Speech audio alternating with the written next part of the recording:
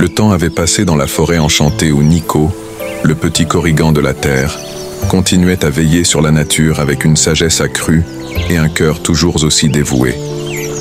À ses côtés, Aéline, le dragon aux écailles bleu nuit, avait grandi, devenant un puissant et majestueux gardien du ciel. Un jour, alors que le soleil se levait à peine, Nico et Aéline se promenèrent dans la forêt. Leurs pas les menèrent jusqu'à la grande clairière où leur aventure avait commencé. Nico s'assit au pied d'un arbre, repensant à leur première rencontre, tandis qu'Aéline s'éleva dans le ciel pour une de ses envolées matinales. Peu de temps après, Aéline revint en hâte, son expression préoccupée.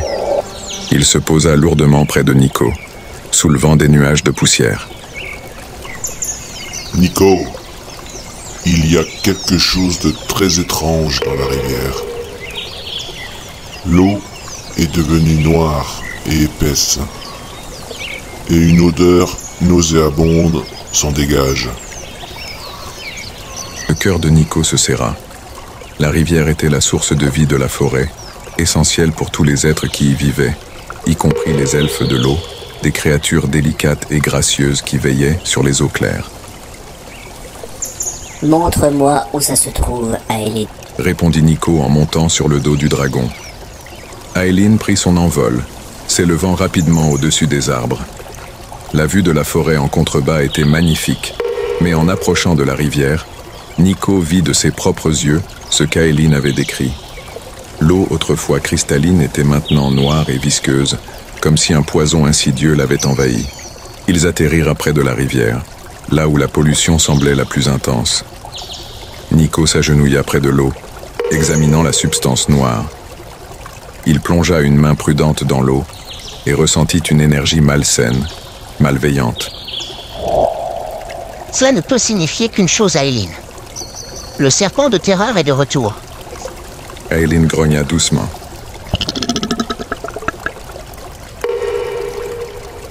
Nous devons trouver la source de la pollution et la stopper avant qu'elle ne détruise tout. Les elfes de l'eau sont en danger. Nico et Aéline suivirent la rivière, remontant son cours à la recherche de la source de la contamination. Leur chemin les mena à travers des zones de la forêt qu'ils n'avaient jamais explorées auparavant, des endroits sombres et oubliés où la lumière peinait à percer. Après plusieurs heures de marche, ils atteignirent une ruine d'un ancien château sombre, d'où émanait une puissante odeur de soufre. C'est par ici, Aéline. Il faut faire le tour pour aller au château. L'entrée du château était entourée de plantes flétries, comme si toute vie avait été drainée de l'endroit. C'est ici. Je sens la présence maléfique du serpent. Nous devons être prudents, Aéline. Ils pénétrèrent dans le château, avançant avec précaution. L'intérieur était sombre, mais la lueur des écailles d'Aéline et le faible éclat des cristaux dans les murs les guidaient. Plus ils progressaient, plus l'atmosphère devenait oppressante. Au bout du grand couloir, une grande pièce où ils trouvèrent le serpent de terreur. Mais il n'était plus le même. Ses écailles étaient couvertes de suie, et de la fumée noire s'échappait de sa bouche. Il semblait se nourrir d'un étrange bassin d'eau noire, la source de la pollution. Vous avez osé revenir.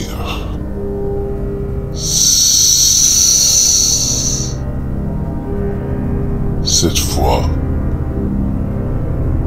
vous ne pourrez pas m'arrêter. Nico prit une profonde inspiration. Nous avons déjà vaincu une fois, et nous le ferons de nouveau. La forêt ne te laissera pas la détruire.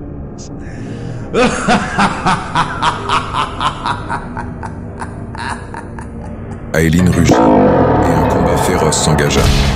Le serpent crachait des jets de poison, mais Aéline les esquivait habilement, ripostant avec des flammes purificatrices.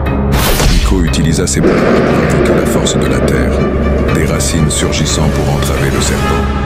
Le serpent luttait avec acharnement, mais la détermination de Nico et la puissance de feu d'Aéline étaient inébranlables. Finalement, Aéline lança un souffle de flamme qui atteignit le cœur du serpent, le consumant dans une explosion de lumière. Lorsque la fumée se dissipa, Il ne restait du serpent qu'un tas de cendres. La pollution dans le bassin commença à se dissiper, et l'eau retrouva lentement sa clarté. Le château, libéré de son influence maléfique, reprit une apparence plus naturelle et paisible. Épuisés mais victorieux, Nico et Aéline quittèrent le château et retournèrent à la rivière. L'eau noire se purifiait déjà, retrouvant sa transparence cristalline. Les elfes de l'eau, qui s'étaient cachés, commencèrent à réapparaître, leur visage exprimant à la fois peur et gratitude. L'une des elfes, nommée Lizara, s'approcha de Nico. Merci Nico, et toi aussi, Aéline. Vous avez sauvé la rivière et notre peuple. Nico sourit, soulagé. C'est notre devoir de protéger cette forêt et tous ses habitants. Ensemble, nous sommes plus forts. Les jours qui suivirent furent consacrés à la purification totale de la rivière et à la restauration des zones touchées par la pollution. Nico utilisa ses pouvoirs pour accélérer la guérison des plantes et des animaux, tandis qu'Aéline veillait du ciel, assurant la sécurité de tous. Mère Nature apparut à nouveau pour les féliciter de leur bravoure. Vous avez une fois de plus prouvé que l'union de la terre et du ciel peut surmonter toutes les épreuves. Vous êtes les véritables gardiens de cet équilibre. Avec le temps, la forêt reprit sa beauté d'antan. La rivière, plus pure que jamais, devint un symbole de renouveau et de persévérance. Nico et Aéline, forts de leurs expériences, continuèrent à veiller sur leur royaume, leur amitié indéfectible et leur détermination renforcée. Les légendes de Nico et d'Aéline se propagèrent encore plus loin, inspirant d'autres à respecter et protéger la nature. Et ainsi, dans une forêt enchantée, où chaque feuille chuchote des secrets anciens, un corrigante et un dragon veillèrent ensemble, pour toujours. Leur histoire devint un héritage de courage et d'harmonie, rappelant à tous que même face aux ténèbres, la lumière de l'unité peut toujours triompher.